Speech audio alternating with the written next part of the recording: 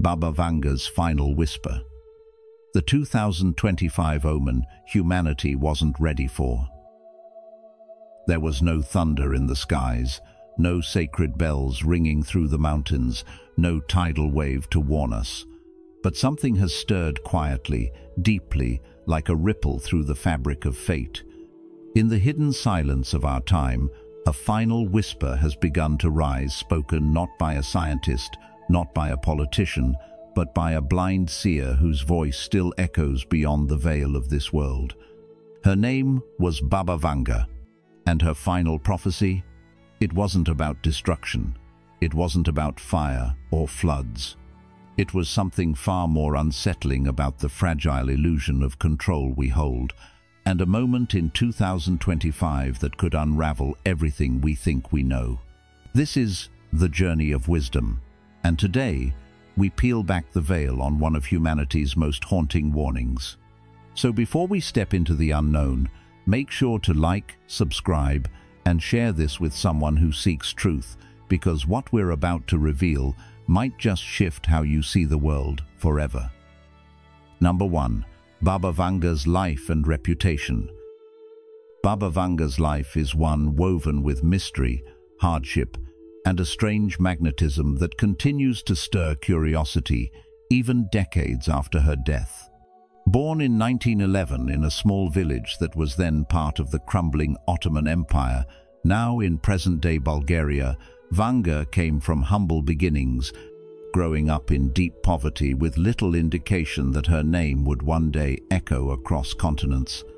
Her life changed forever at the age of 12, when a violent storm, as the tale is often told, lifted her into the air and hurled her into a field. That traumatic moment left her blind, but for her followers, it was not just a physical transformation, it marked the opening of a mysterious inner sight. In the years that followed, the girl once known only to her neighbors began to speak in cryptic patterns, offering vivid glimpses into future events, distant happenings, and fates she couldn't possibly have known through ordinary means.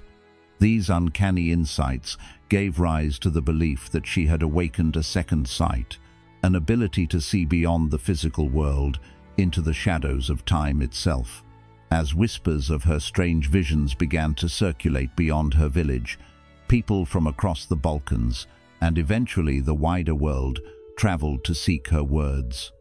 Vanga was soon credited with predicting some of the most devastating and historic events of the modern era. Many of her supporters point to her alleged foresight of the fall of the Soviet Union, the 11th of September attacks in the United States, the nuclear disaster in Fukushima, and even the tragic sinking of the Russian submarine Kursk. Whether these predictions were truly made as clearly as claimed remains a matter of debate. But what is undeniable is that they helped build the foundation of her legend. For believers, these moments serve as proof of her gift, a gift that seemed to speak not only to the future, but also to the deep fears and hopes of humanity itself. For skeptics, however, the pattern of these attributions raises questions. Were her statements vague enough to be reinterpreted after the fact, or were they shaped to fit events in hindsight? The growing public fascination with Baba Vanga did not go unnoticed by those in power. Bulgarian and Soviet authorities began monitoring her closely, sometimes even recording her sessions and keeping transcripts that remain locked away or difficult to access. There are claims that some of her most disturbing prophecies were either modified or hidden to maintain social stability. Others suggest that the state manipulated what was revealed to serve its own narrative. This layer of secrecy only deepened the mystery surrounding her, as believers insisted that truth lay behind closed doors, while critics argued that the lack of transparency made it impossible to know what she truly said. Yet, it's precisely this tension between faith and skepticism, between legend and fact, that keeps her story alive. All of these elements, the pain of her early life, the storm that changed her fate, the whispered predictions that shook the world, and the cloak of political intrigue, have shaped the complex, haunting legacy of Baba Vanga. She remains a figure suspended between worlds, part folk mystic, part cautionary tale, and part mirror, reflecting our deepest need to believe in something greater than ourselves. And even today, her final whispers are still being unraveled, as humanity wonders whether her voice spoke warnings we are only now ready to hear. Number 2. Her final and most disturbing vision. Let's now turn to the most haunting part of Baba Vanga's legacy, what many believe was her final and most disturbing vision. She reportedly said, "The world will wear a crown of glass, but it will crack not from outside. It will crack from within. The metal veins will fail, the sky will flicker like a broken mirror. And people will stop feeling." This isn't just a poetic riddle or some distant apocalyptic prophecy. It reads more like a quiet diagnosis of a world unraveling not by war or natural disaster, but by its own hands. What do you think it means when a society begins to collapse from within rather than from an obvious enemy? When we start breaking down not from what's done to us, but from what we've become? Let's break it down together. The crown of glass is a powerful image, and when you hear it, maybe you think of how much our lives are wrapped in screens, satellites, networks, and invisible connections, the very things we now depend on for everything from love to leadership, from safety to survival. It shines, it dazzles, but it's fragile. A single crack, and the whole thing can splinter. Now ask yourself, have we built something too delicate? The next part of her vision, "It will crack from within," pushes us to look in the mirror. It's not about meteors or monsters.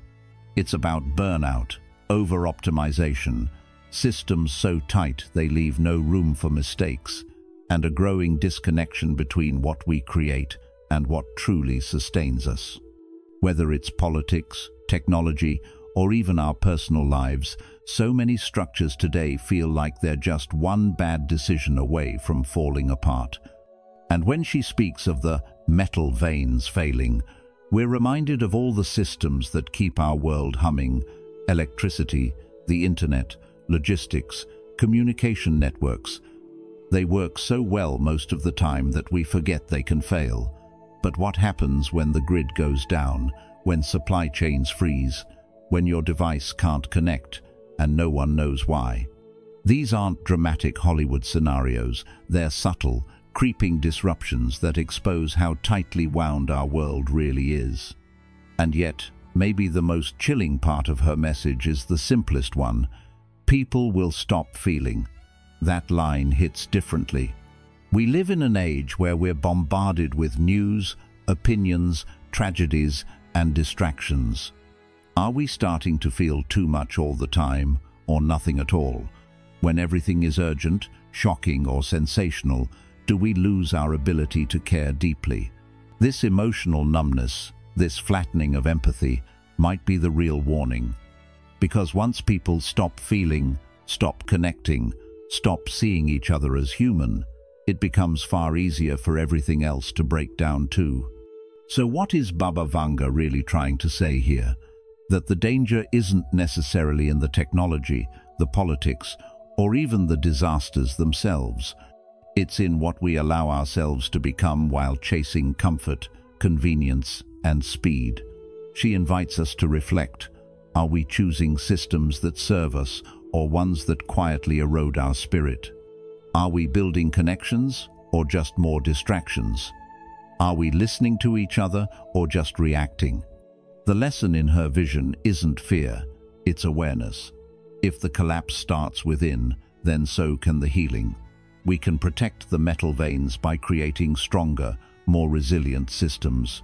We can stop the crown from shattering by rethinking what we value and how we live.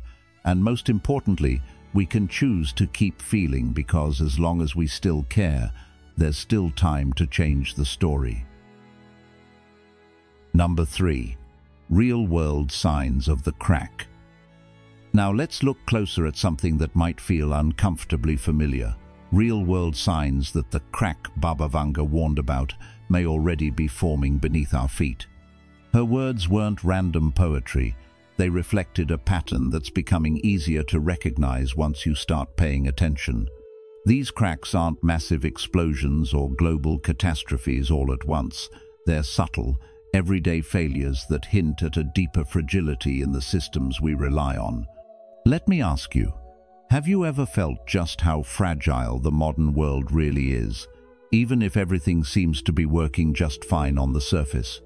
Think back to the global platform outage in 2021, when Facebook, Instagram, and WhatsApp all went dark at once. For a few hours, billions of people suddenly lost access to work conversations, family messages, and business operations, all because of a single configuration error. That's how delicate things really are, one small mistake. And suddenly the entire digital crown of glass we depend on started flickering. It wasn't just about missing your favorite posts. It showed how interconnected and exposed we've become. Now tie that to what happened in Texas during the deadly winter storm. Another example where the so-called metal veins of society, like the power grid, failed not because of an external threat, but because the system had been designed for cost-saving, not resilience. The infrastructure literally froze, not all at once, but gradually, just like Vanga described. It stiffened, clogged, and gave out. The real danger wasn't the storm, it was that we weren't prepared for any shock at all. And it's not just about tech failures or extreme weather. Take supply chains as another example. One delay, like a shortage of microchips in Asia, can snowball into empty shelves and cancelled orders on the other side of the world. That's how finely tuned and tightly stretched our systems are. There's very little room for error, and when even a tiny piece falters, it sends ripples that affect industries, jobs, and lives. Doesn't it feel like everything is connected, but in a way that's almost too fragile to trust? And now, let's not forget the emotional part of Vanga's warning, where she said that people will stop feeling. It's not just poetic language. Look at how our social connections have shifted. So many of our daily conversations now happen through screens. Algorithms decide what we see. Artificial intelligence is starting to shape our communication in ways we don't even realize. We're constantly bombarded with information, with headlines and images meant to trigger emotion, and yet, oddly, it feels like we're becoming numb. We scroll and react, but we don't connect. We care for a moment, and then it fades. That's the slow leak. Vanga spoke of the emotional collapse that runs parallel to the technical one. The systems fail quietly, and so do we. When you step back and look at these examples side by side, you start to see the bigger picture, not a sudden collapse, but a slow erosion of resilience, empathy, and connection. It's a quiet unraveling, and it's already happening in small ways all around us. And that's the real lesson here. Baba Vanga's warning wasn't about fear, it was about awareness. These signs aren't just events in the news. They're invitations to wake up and rethink how we're building our world, and whether we're giving enough care to the things that truly hold it together. So ask yourself, are we designing systems that protect us or ones that collapse under pressure? Are we staying connected or just connected to machines? And most importantly, are we still feeling, still caring, still human before the final crack becomes too wide to repair? If you've watched up to this point, you're already awakening to the hidden truths Baba Vanga tried to share with the world.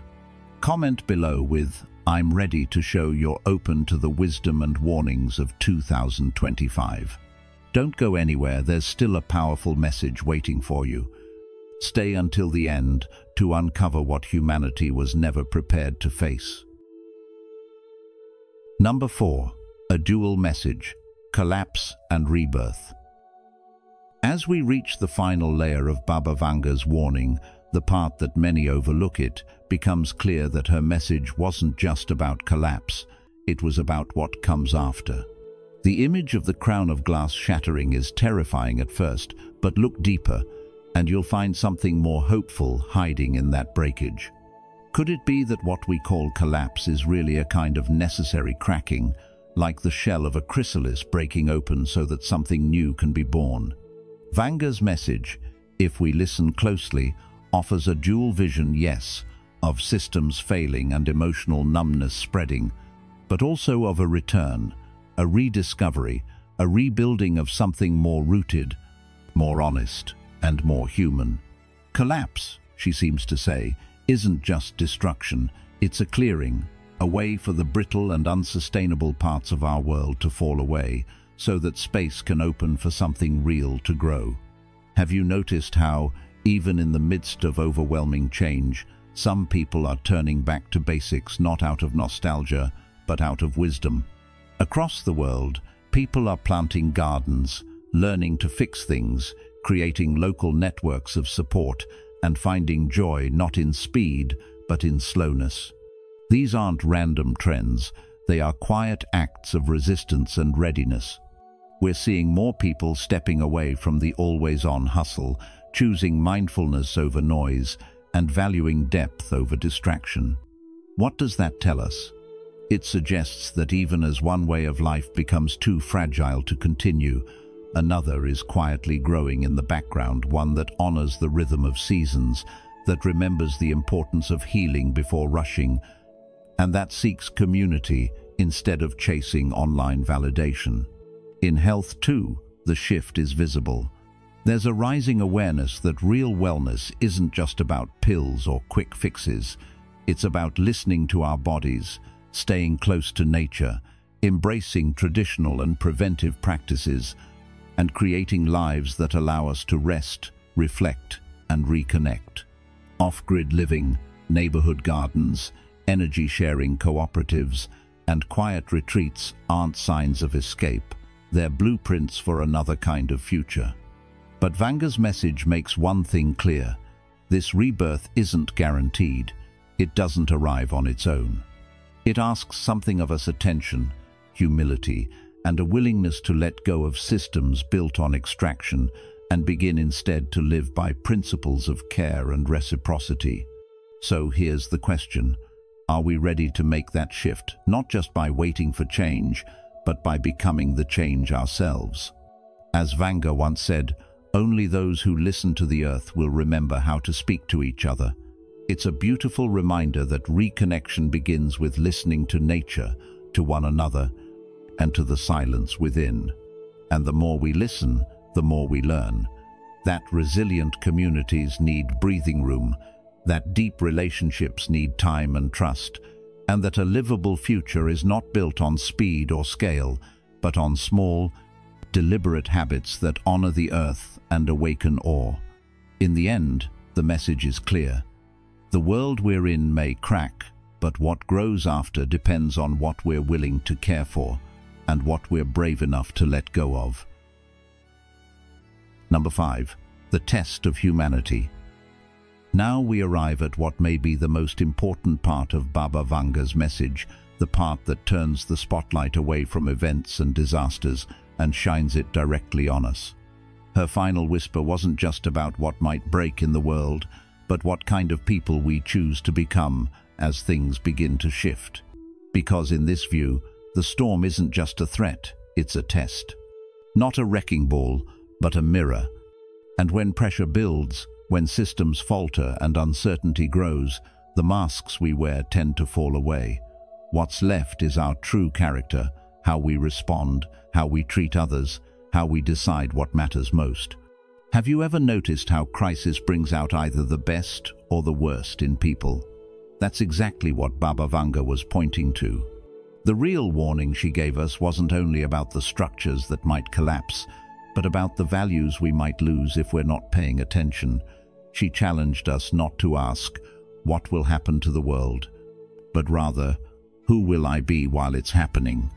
And that's a question worth sitting with, because surviving isn't enough. Just getting through each day doesn't mean we're truly living.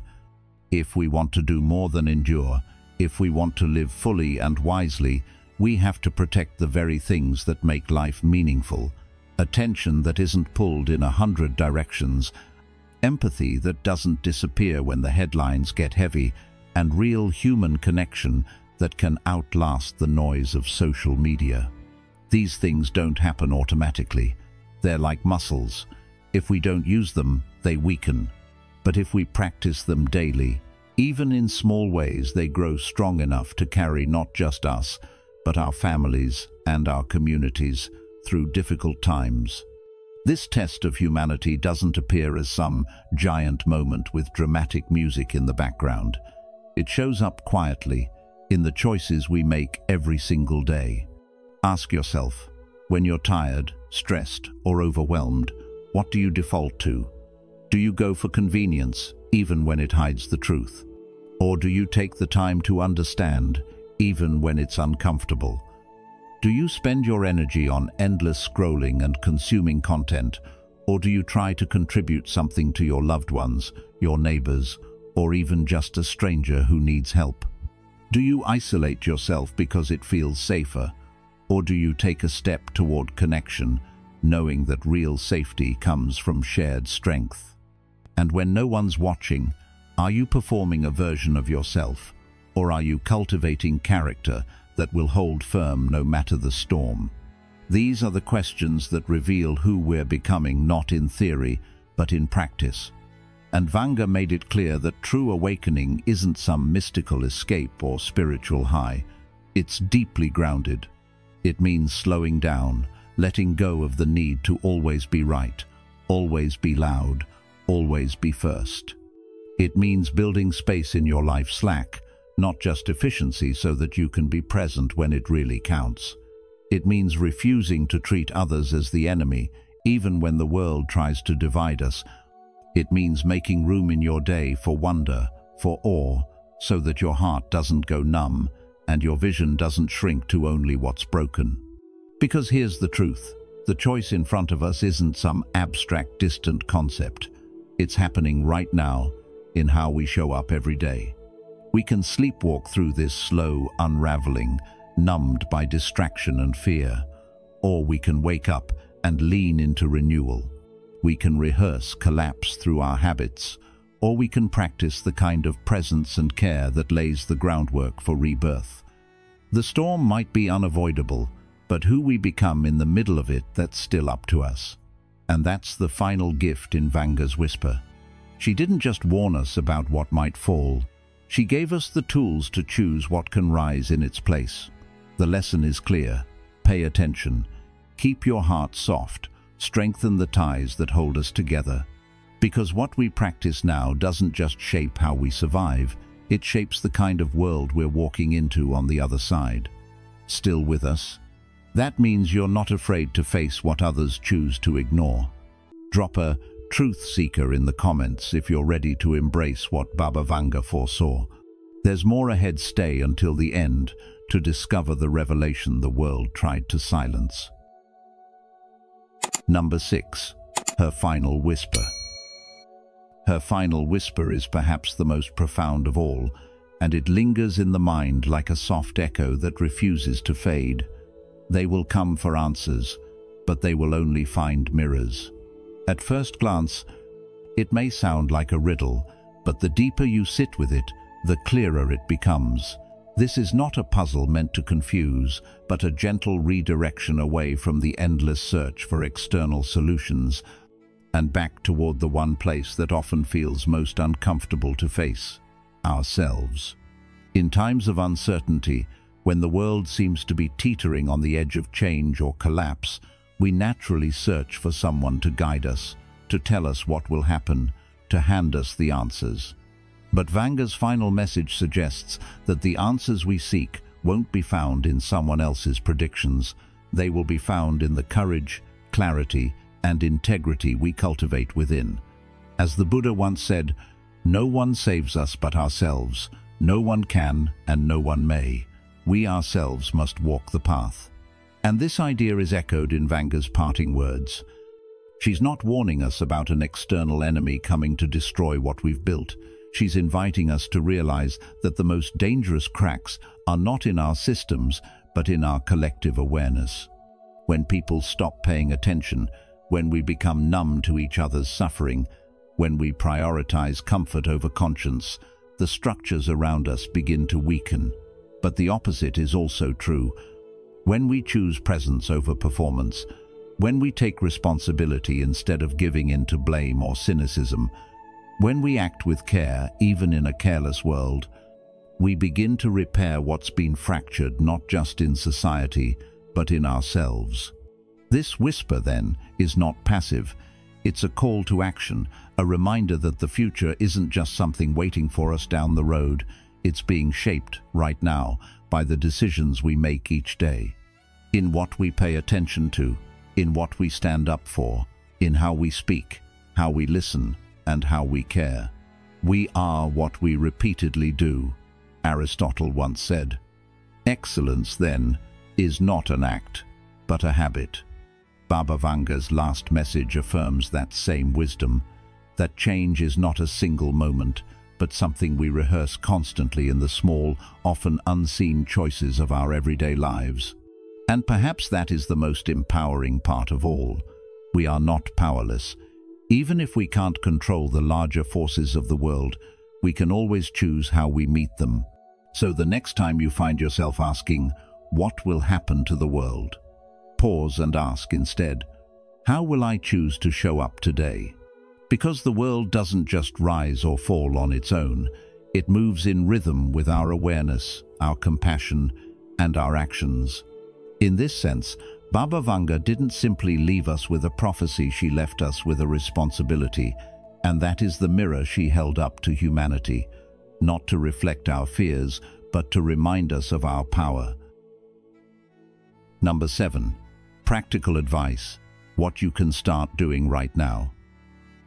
After hearing Baba Vanga's mysterious warnings, poetic, symbolic, and quietly unsettling, it's natural to ask the most human question of all, what can I actually do about this? It can feel overwhelming, even paralyzing, to be told the world might crack from within, that systems could fail, and that people might stop feeling. But the truth is, we are not powerless. In fact, our response doesn't have to be dramatic or global to be meaningful. It begins right where we are, with how we live each day, quietly, consistently, and with intention. The great Zen master Thich Nhat Hanh once said, "There is no way to happiness, happiness is the way." In the same spirit, the path forward from Vanga's final whisper isn't about chasing a perfect solution. It's about practicing wisdom in the ordinary moments of life. Begin by protecting the sanctuary of your mind. In a world designed to hijack your attention, even a few moments of silence can change the course of your day. Sit with yourself not to escape the world, but to return to it with clarity. Whether you meditate, take a slow walk, or simply close your eyes and breathe deeply for 5 minutes, these acts create space in a mind often crowded by noise. And when your mind is clear, your heart softens too, becoming less reactive, more responsive. The Buddha taught, "Peace comes from within, do not seek it without." From this internal calm, better choices emerge not just for yourself, but for those around you. Next, focus on genuine connection, the kind that nourishes, not distracts. In a time where digital connection is abundant but emotional connection is scarce, sitting down to truly be with someone is radical. Look someone in the eye, put away your phone, listen without waiting to talk. Because when the world begins to feel uncertain, it is these deep human ties that hold us together. They don't just anchor us, they remind us of who we are. Sharing a meal, checking in on a friend, giving your full attention to a conversation, these are acts of emotional resilience that ripple outward. But emotional connection isn't just about relationships with others, it's about compassion too, and that begins with the everyday. Smile at a stranger. Let someone cut in line without resentment. Forgive, even when it's hard. These small gestures accumulate into a powerful inner strength. The Dalai Lama once said, "If you want others to be happy, practice compassion. If you want to be happy, practice compassion." It's not just about being nice, it's about resisting the pull toward apathy. Because when you stay kind in a world that feels cold, you're doing something truly courageous. Another essential shift is from consumption to creation. Ask yourself, are you spending your days passively absorbing what others produce, news, shows, opinions, or are you contributing something of your own? This doesn't mean you have to write a book or start a movement. It means make something, cook a meal with intention, share a thought that uplifts, plant a flower, sing out loud. Baba Vanga's message hinted that the old structures may fall, but from their cracks, something new can grow, and that something is nurtured by those who choose to create, not just consume. As you do this, don't forget your relationship with your body and the earth. We've become so used to living in our heads that we forget our bodies are sacred ground. Eat nourishing food, stretch, rest. Step outside and feel the wind on your skin. Put your hands in the soil. These aren't romantic gestures, they are acts of reconnection. The earth is not separate from us. When we care for it, and for our own bodies, we remember what sustains us. When Baba Vanga said, "The sky will flicker like a broken mirror," it wasn't just a literal warning, it was a call to realign with the natural rhythms we've ignored for too long. At the same time, stay curious. In an era of algorithms and noise, blind acceptance is dangerous. Not every headline is truth. Not every expert has your best interest at heart. Don't stop at surface-level understanding. Ask better questions. Trust your intuition. One Buddhist teaching says, "Believe nothing, no matter where you read it, unless it agrees with your own reason and your own common sense." Wisdom comes not from knowing everything, but from knowing how to discern. Along the way, build habits that ground you, not flashy, instant changes, but the quiet rituals that bring strength. Wake up a little earlier. Write down one thing you're grateful for. Drink water before coffee. Turn off your phone before bed. These things might seem small, but they become anchors, and when life gets turbulent, you'll be glad you've built them. James Clear, author of Atomic Habits, said, "You do not rise to the level of your goals, you fall to the level of your systems." So, start designing systems that support your peace. And if you're someone who loves to give, to help, to be there for others, don't forget to care for your own inner light too. You can't pour from an empty cup. You can be a safe place for others, but only when you are rooted yourself. Caring for your own well-being isn't indulgence, it's leadership. It's what gives your presence power, your words meaning, and your compassion depth. In the end, Baba Vanga didn't give us a checklist. She gave us a choice, a chance to wake up, to live differently, and to bring something better into a fragile world. Her whispers weren't meant to paralyze, they were meant to prepare. And preparation, at its heart, is a lifestyle. It's not about fearing collapse, it's about living with enough courage, clarity and care that even if the world around us does change, we become the steady presence that others can look to. So don't wait for the perfect moment. Begin today. Be intentional, be aware, be kind. Because as Thich Nhat Hanh said, the present moment is the only moment available to us, and it is the door to all moments.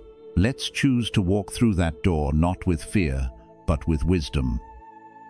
And so, as we reflect on Baba Vanga's final whisper, let's remember this. The future isn't something we just wait for, it's something we quietly shape, moment by moment. Through the choices we make, the connections we nurture, and the awareness we bring to our daily lives. If her message was a warning, it was also an invitation to feel more deeply, to live more wisely, and to be the kind of human being the future still needs. If this video moved you, offered a new perspective, or simply gave you something to think about, please like, share, and subscribe to The Journey of Wisdom. And don't forget to turn on the notification bell so you won't miss our upcoming videos exploring timeless teachings, hidden truths, and the wisdom we need to face uncertain times with clarity and compassion. Until next time, take care of your heart, stay awake in your choices, and keep walking the path with courage, with care, and with wisdom.